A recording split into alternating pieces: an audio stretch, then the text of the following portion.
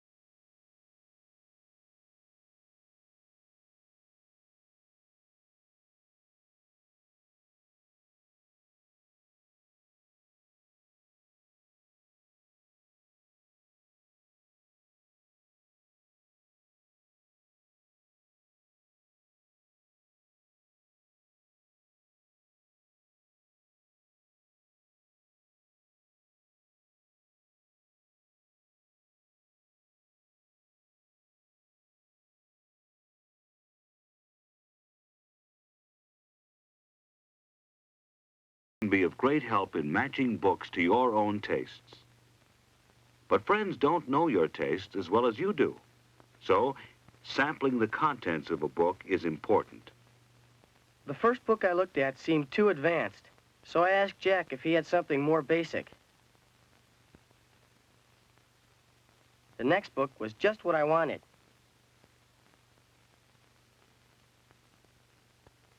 Jack showed me a section on close-up shots. I couldn't help remembering a scene from my film where you could hardly tell it was Sue. The book explained how to frame a close-up properly. The author's way of writing, his style, was clear and simple, and his examples were very interesting. I understood what he was getting at. I guess I liked what he said, and how he said it. There may be many books on one subject, but not all authors write in the same way. With Jack's help, and by sampling the contents, Don chose a useful book. I went to the library after reading Jack's book. I was ready for more. The librarian told me that there was a whole section on film. She showed me where it was and suggested that I just look around. You know, browse through the books. Browsing in the library is another good way to get a general idea of what books are available. Whatever your interest is, there are books devoted to it in the library. You just have to look.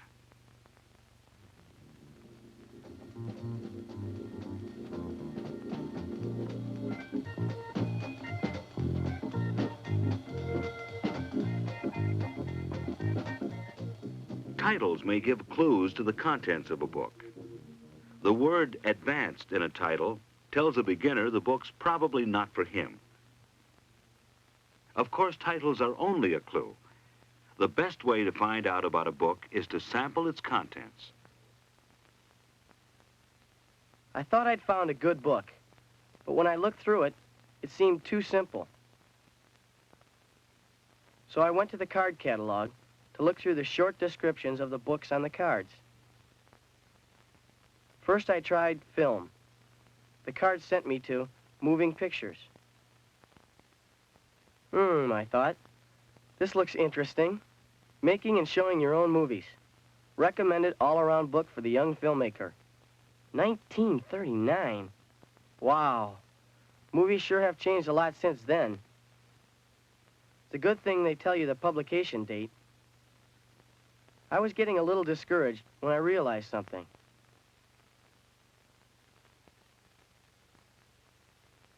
There might be another book by Philip Grosset. He was the author of the book I borrowed from Jack. There was another book of his, The Complete Book of Amateur Filmmaking. I figured I'd probably enjoy another one of Grosset's books. Luckily, the one I wanted was on the shelf. Choosing other books by an author that you like can work for you, too. For instance, if you like this book by Aldous Huxley, then you'll probably enjoy choosing another book of his, The Island.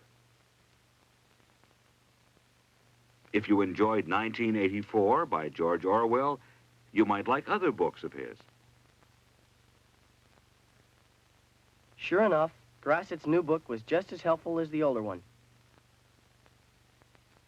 One section explained what I should have done to keep my scene composition from looking so bad.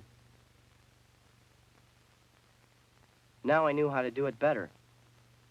Grosset used the same interesting style he used in his other book. As I read, I could picture all the things I could do to improve my next movie.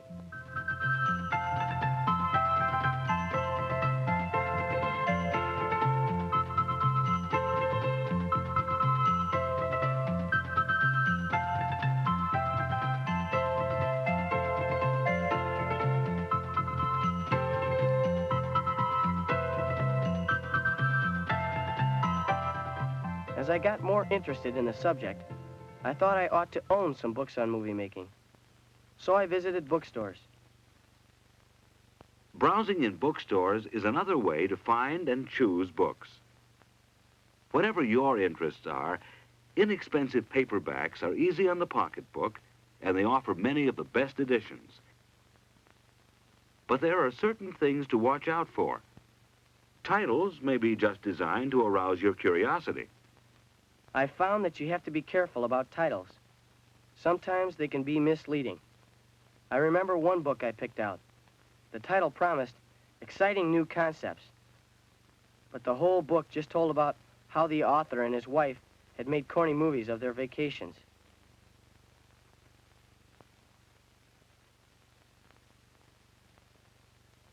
But I've also found some really great books with pretty ordinary titles. I remember one I almost put back without even looking inside, because the title didn't seem very exciting. But then I figured, what have I got to lose? I was sold on the book when I came to a chapter on zoom lenses. I remembered how I had made everyone seasick with so many jerky zooms.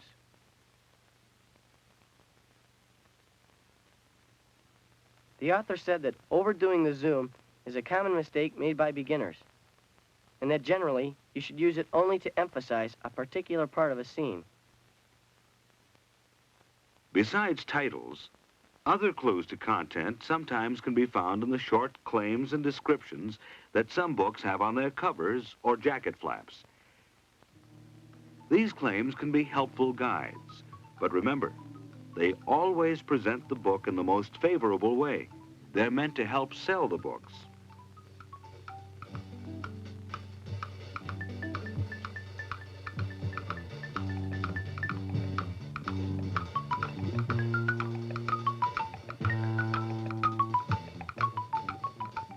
Some books also show biographies of the author.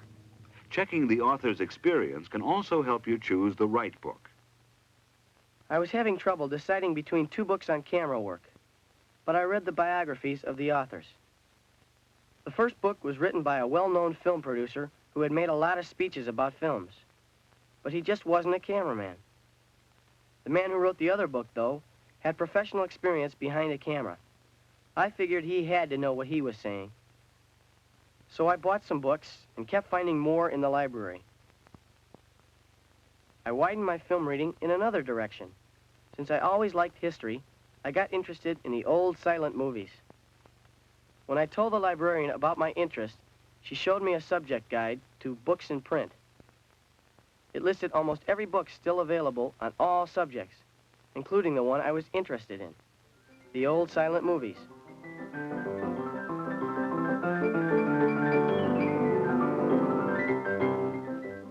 There are also many other specialized listings of books that will fit almost any special interests. After I found a book I wanted in the listing, I checked the card file to see if the library had it. My favorites were about some of the old silent film comedians.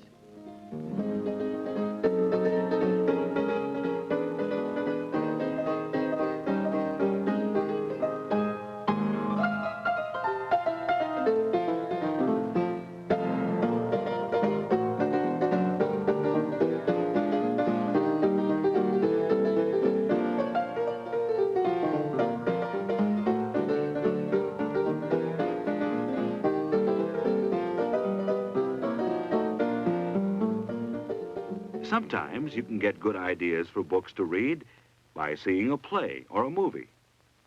A movie he liked led Don to the book it was based on by William Golding.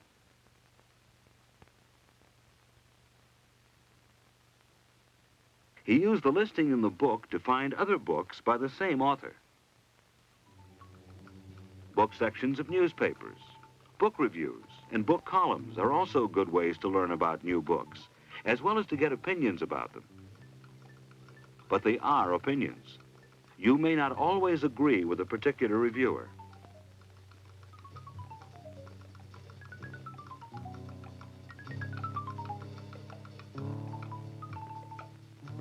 Sometimes it's a good idea to sample the book yourself. So, for choosing books, there were things that helped me. The card catalog, the special listings, reading over parts of books, skimming to see if I liked the author and his style, and, well, just finding out all I could about the books. And I asked for help when I needed it.